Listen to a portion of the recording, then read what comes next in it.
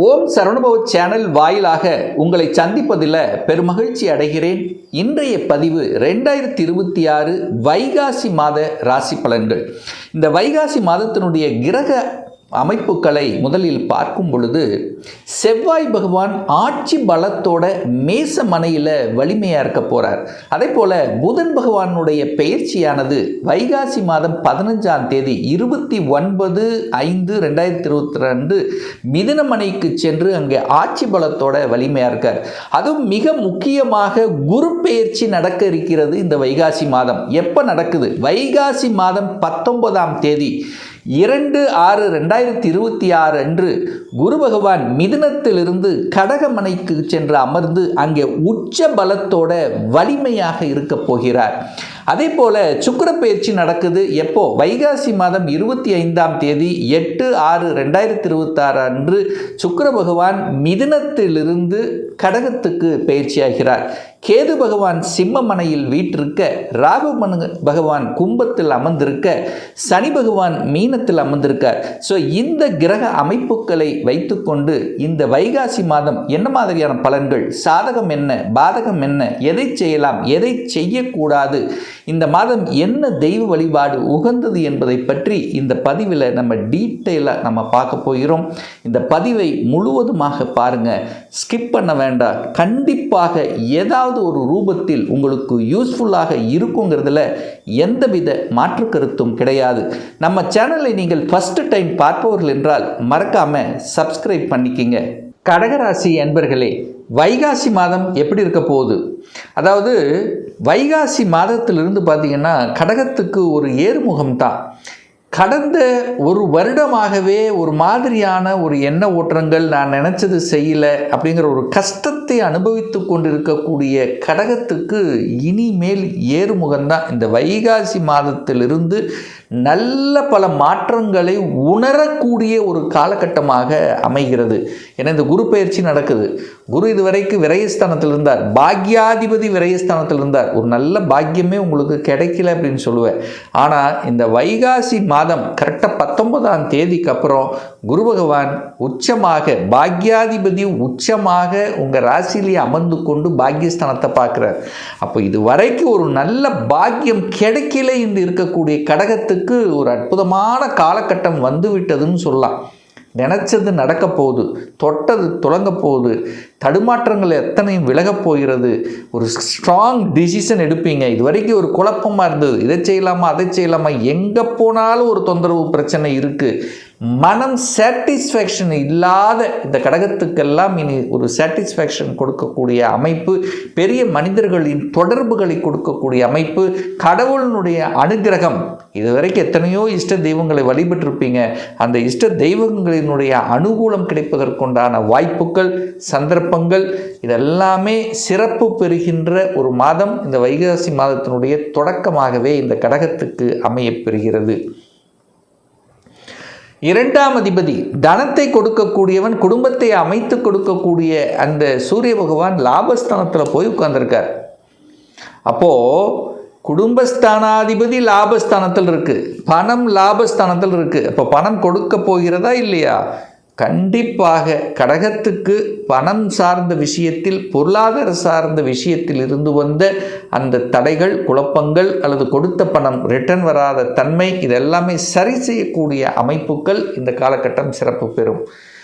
படிப்பு நல்லா வரப்போகுது, நல்லா படிக்க போகிறீங்க. படிப்பில் இருந்த அத்தனை குழப்பங்கள் வீரப்போகிறது.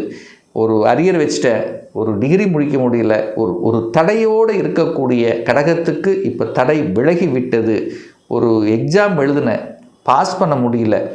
ஒரு அரசாங்க எக்ஸாம் எழுதினேன், சக்ஸஸ் கொடுக்கல. இனி அத்தனையும் சக்ஸஸ் கொடுக்கக்கூடிய ஒரு நல்ல காலம் வந்து விட்டது இந்த கடகராசி என்பர்கள் அல்லது கடக லக்ன அன்பர்கள்.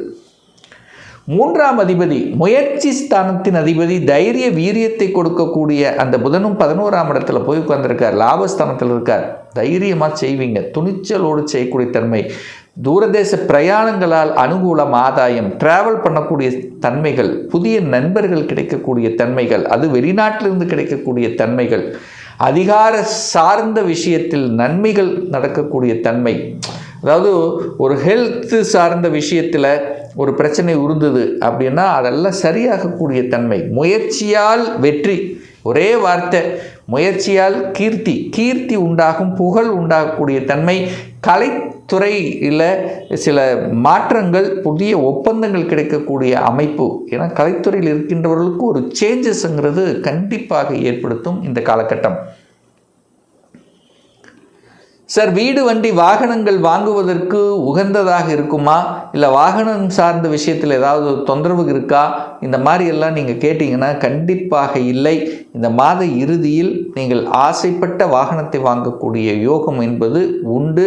அதுவும் குறிப்பாக சொல்லப்போனால் இந்த வைகாசி மாதம் 25க்கு அப்புறம் நல்லாவே இருக்க போகுது. ஏன்னா சுக்கிரன் உங்கள் ராசியில் வந்து உட்கார்ந்துருக்க போகிறார். உங்களுக்கு நினைச்ச வாகனங்கள், நினைச்ச தன்மைகள், சுகத்தை பெருக்கி கொள்ளக்கூடிய ஆர்வங்கள், வீடு வண்டி வாகனங்கள் வாங்கக்கூடிய யோகங்கள், ஆல்டர் பண்ணக்கூடிய தன்மைகள், இதெல்லாம் நல்லா இருக்குது. அப்போது கடகத்துக்கு இனி ஏறுமுகந்தான், சுகத்தை பெருக்கக்கூடிய தன்மை உண்டு. ஹெல்த் பிரச்சனை, அது அம்மாவுக்கு இருந்து வந்த ஹெல்த் பிரச்சனை சரியாகக்கூடிய அமைப்புகள் உண்டு. அம்மாவுக்கு இதுவரைக்கும் ஒரு கஷ்டங்கள், ஒரு மாதிரி ஒரு மன வருத்தத்தை கொடுத்து கொண்டிருந்த விஷயங்கள் இப்போ விலக இருக்கிறது. 5ஆம் அதிபதி பூர்வ புண்ணியஸ்தானத்தின் அதிபதி, பஞ்சமஸ்தானத்தின் அதிபதி, காதல் ஸ்தானத்தின் அதிபதி, தொழில் ஸ்தானத்தின் அதிபதியாக இருக்கக்கூடியவர் செவ்வாய் பகவான். அதாவது கடகத்துக்கு இருக்கக்கூடிய 9 கிரகங்களில் அதிகமான நன்மைகள் செய்யக்கூடியவர், அதிகமான யோகத்தை தரக்கூடியவர், அதிர்ஷ்டத்தை தரக்கூடியவர் அப்படின்னு சொன்னால் அது செவ்வாய் தான் சொல்லணும். அந்த செவ்வாய் பகவான் இந்த மாதம் எப்படி இருக்கார்? ஆட்சியாக ஸ்ட்ராங்காக உட்கார்ந்துருக்கார், வலிமையோடு இருக்குது அப்படின்னு அர்த்தம். அப்போ செவ்வாய் வலிமையாக இருக்குன்னு அர்த்தம் என்ன? செவ்வாய் நிலத்துக்கு காரக கிரகம், வலிமையாக இருக்குது. சகோதர காரகத்துவம் நல்லா இருக்க போகுது.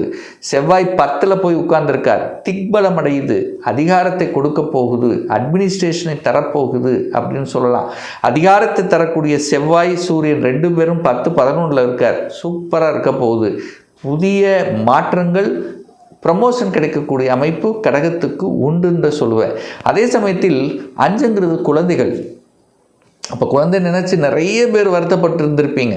படிக்க மாட்டேங்குது, குழந்தை ஆசை நிறைவேறல, உயர்கல்விக்கு போகணும்னு நினச்சேன் ஆனால் போக முடியல, ஒரு அரியர் வச்சுட்டான், ஒரு வேலை நல்லா கிடைக்கல. ஸோ இப்படி இருக்கக்கூடிய அத்தனை கடக ராசி அன்பர்களுக்கெல்லாம் இப்போ குழந்தைகள் செட்டிலாக போகிறார்கள், குழந்தைகள் அதிகார தன்மைக்கு போக போகிறார்கள், நல்ல படித்த படிப்புக்குண்டான வேலை கிடைக்கப் போகிறது. சார் எப்படி சார் சொல்கிறீங்க? குரு பயிற்சி அடைஞ்ச பிறகு இதெல்லாம் சாத்தியம். ஏன்னா குரு நேர 5ஆம் இடத்தை பார்த்துடுறார். குரு 5ஆம் இடத்தை பார்த்து 5ஆம் இடமான குழந்தை ஸ்தானத்தை வலுப்படுத்த போகிறார், ஸ்ட்ராங் பண்ண போகிறார், புனிதப்படுத்த போகிறார். அப்போ குழந்தை பாக்கியம் இல்லாத தம்பதியினருக்கு குழந்தை பாக்கியம் கிடைக்கக்கூடிய ஒரு அற்புதமான காலம் வந்தாச்சுன்னு சொல்லலாம் இந்த கடகராசி என்பவர்களுக்கு. அப்போது குழந்தை பாக்கியத்துக்காக ஏங்கி கொண்டவர்கள் இந்த பரிகாரம் செஞ்ச, அந்த கோயில் போன, இப்படி வழிபட்டோம். ஸோ எத்தனையோ மன வருத்தங்களோடு இருக்கக்கூடிய கடகத்துக்கு நல்ல காலம் பிறந்தாச்சு. குழந்தை பாக்கியம் கிடைக்கக்கூடிய அமைப்பு உங்கள் பக்கத்தில் வந்தாச்சு. இனி நல்லவைகள் நடக்கக்கூடிய தன்மை. ஏன்னா நிறைய பேர் சொல்லுவீங்க, சார் எனக்கு வேலை இருக்குது, செட்டில் ஆகிட்டேன், பணம் இருக்குது, வீடு இருக்குது, எல்லாம் இருக்குது சார், ஒரு குழந்தை பாக்கியம் கிடைச்சால் நமக்கு திருப்தியாக இருக்குது, நான் வாழ்க்கையில் சந்தோஷத்தை அனுபவிப்பேன் அப்படின்னு சொல்லக்கூடிய கடகத்துக்கு நல்லவைகள் நடக்கக்கூடிய நல்ல செய்தி, குட் நியூஸ் எதிர்பார்க்கலாம். ஸ்ட்ராங்காக சொல்கிறேன். திருமணம், சுப காரியங்கள். கடந்த 1 வருடங்களாகவே குரு பார்த்தீங்கன்னா 12ல் போய் மறைஞ்சிட்டார். குரு பலன் இல்லையே, கடகத்துக்கு நடக்கலையே, திருமண பாக்கியம் சரியாக சூட் ஆகலையே. அப்படி நடந்திருந்தாலும் ஏதோ ஒரு வகையில் கருத்து வேறுபாடு, அல்லது கணவன் ஒரு சைடு, மனைவி ஒரு சைடு, ஏதோ ஒரு வகையில் மனம் சார்ந்த விஷயத்தில் சில தொந்தரவுகள் கொடுத்து கொண்டிருந்த கடகராசி என்பவர்களுக்கு இப்போ கணவனாக இருந்தாலும் மனைவியாக இருந்தாலும் ஒரு அந்யோன்யத்தை கொடுக்கக்கூடிய அமைப்பு பரிபூர்ணமாக வந்து விட்டது இந்த வைகாசி மாதத்திலிருந்து. அப்போது திருமணம் டக்குன்னு நடக்கும், ஜாம் நடக்கும். தடையெல்லாம் நீங்கிவிட்டது, திருமண தடை நீங்கிவிட்டது கடகராசி என்பவர்களுக்கு. இப்போ நினைத்தது கை கூடும், நினைத்த வரன் கிடைக்கும், உங்களுக்கு பிடிச்ச மாதிரி, உங்களுக்கு ஆசைப்பட்ட மாதிரி, உங்கள் ஸ்டேட்டஸுக்கு தகுந்த மாதிரி வரன் அமைக்கக்கூடிய வாய்ப்புகள் சந்தர்ப்பங்கள் இந்த குரு பயிற்சிக்கு அப்புறம் ஸ்ட்ராங்காக இருக்குது. அதாவது வைகாசி மாதம் 19ஆம் தேதி, அதாவது 2/6/2026 பாக்யாதிபதி உச்சமாக இருக்க போகிறார். அதே சமயத்தில் 7ஆம் இடத்தை குரு பார்க்கின்ற காரணத்தாலும் 7ஆம் அதிபதியாக இருக்கக்கூடிய சனி பகவானையும் பார்க்கிறார். அப்போது என்னன்னா 7ஆம் இடத்தையும் பார்த்துடுறார், 7ஆம் அதிபதியும் பார்த்துடுறார். கண்டிப்பாக திருமண தடை விலகப் போகிறது, கணவன் மனைவிக்குள்ள ஒற்றுமை கிடைக்கப் போகிறது. காதலில் இருக்கின்றவர்களுக்கு காதல் திருமணம் கைகூடக்கூடிய வாய்ப்புகள் சந்தர்ப்பங்களை நிச்சயமாக உருவாக்கும். 8ஆம் அதிபதி 9ல் இருக்கார். 8க்குரியவன் 9ல் இருக்கும்போது ஒரு பாக்கியத்தை கெடுப்பார் அல்லவா? 8க்குரியவன் 9ல் போய் உட்கார்ந்தார். இப்போ என்ன, பாக்யாதிபதி பாக்யஸ்தானத்தை பார்க்குறதும் அந்த 8ஆம் இடம் வலி வேதனை கொடுத்து கொண்டிருக்கக்கூடியவனை அந்த குரு பகவான் பார்க்குறார். அப்போது வலியெல்லாம் போகிவிட்டது. குரு யாரை பார்க்கிறாரோ அங்கு சுபப்படுத்தப்படுகிறதுன்னு அர்த்தம். குரு பார்த்தால் கோடி நன்மை. அப்போ பாக்கிய பார்வையாக பாக்கியஸ்தானத்தையே பார்க்கக்கூடிய நிகழ்வு இந்த மாதம் இருக்கிறதுனால நல்ல பாக்கியம் கிடைக்கக்கூடிய அமைப்பு இந்த கடகத்துக்கு உண்டு.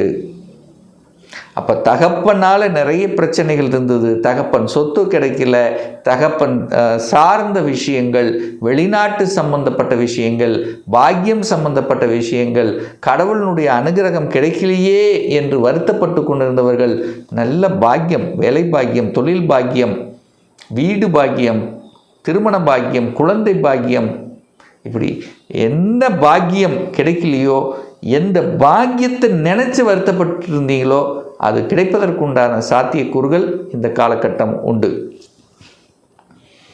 அடுத்து 10ஆம் அதிபதி 10ஆம் இடத்திலே வலிமை பெறுறார். அப்போது வேலை இல்லாதவர்கள், வேலையை விட்டவர்கள், வேலை தேடிக்கொண்டிருப்பவர்கள், வேலை மாறணும்னு நினச்சிட்டு இருக்கிறவங்க, ப்ரமோஷன் எதிர்பார்த்து காத்து கொண்டிருப்பவர்கள், இவர்களுக்கு எல்லாம் நல்லபடி இல்லை சொந்த தொழில் அமைக்கணும்னு நினச்சி அதற்கான முயற்சி எடுத்து கொண்டிருப்பவர்கள், அல்லது வியாபாரம் ரீதியில் இருக்கின்றவர்கள், அல்லது டார்கெட் கொடுத்து மார்க்கெட்டிங் சம்பந்தப்பட்ட துறையில் இருக்கின்றவர்கள், புத்தி அறிவை வச்சு செய்யக்கூடிய தொழில் இருக்கிறவங்களுக்கெல்லாம் நல்ல காலம் வந்து விட்டது. ஸோ நல்ல செய்திகளை கொடுக்கக்கூடிய, நல்ல ஒரு என்ன சொல்கிறது, ஒரு தைரிய வீரியத்தை கொடுக்கக்கூடிய, ஒரு கௌரவத்தை கொடுக்கக்கூடிய, புகழை கொடுக்கக்கூடிய விதத்தில் இந்த மாதம், இந்த வைகாசி மாதம் கடகராசி என்பவர்களுக்கு அமைய இருக்கிறது. இப்போ நான் சொன்னது கோச்சார ரீதியாக ஒரு பொதுவான பலன்கள்.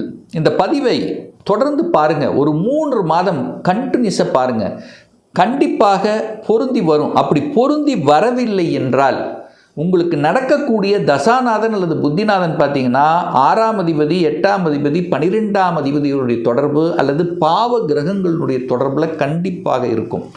ஒரு துல்லிய பலன் வேண்டும். இப்போ என்ன நடக்குது, 2026 என்ன நடக்க போகுது, வேலையா தொழிலா, என்ன கொடுப்பினை உங்களுக்கு இருக்குது, அப்படி சொந்த தொழில் செய்யணுன்னா எப்போ நம்ம ஆரம்பிக்கலாம், இல்லை வேலையில் எப்போ ப்ரமோஷன் கிடைக்கும். இப்போ நான் +2 முடிச்சிட்டேன், எந்த கோர்ஸ் எடுத்து படித்தா நம்முடைய ஃப்யூச்சர் நன்றாக இருக்கும், 2026 எப்போ நமக்கு திருமணம் கிடைக்கும், எப்போ நமக்கு குழந்தை பாக்கியம் கிடைக்கும், எப்போ நான் வீடு கட்டுவேன், இது போன்ற கேள்விகளுக்கு துல்லியமான பதிலை நம்மால் கூற முடியும்.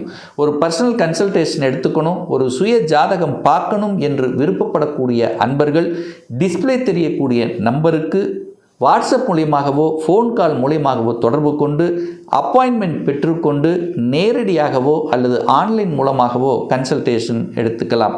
நம்முடைய அலுவலகம் கோயம்புத்தூரில் அமைந்துள்ளது. அதாவது கோயம்புத்தூரிலிருந்து மேட்டுப்பாளையம் செல்லும் வழியில் வெள்ளக்கிணர் பிரிவு அன்னபூர்ணா ஹோட்டலுக்கு பக்கத்தில் அமைந்துள்ளது. பிரியர் அப்பாயின்மெண்ட் வாங்கிட்டு நேரடியாக கன்சல்டேஷன் எடுத்துக்கலாம். மீண்டும் ஒரு நல்ல பதிவில் உங்களை சந்திக்கும் வரை உங்களிடமிருந்து விடைபெறுவது உங்கள் அஸ்ட்ராலஜர் டாக்டர் சதீஷ்.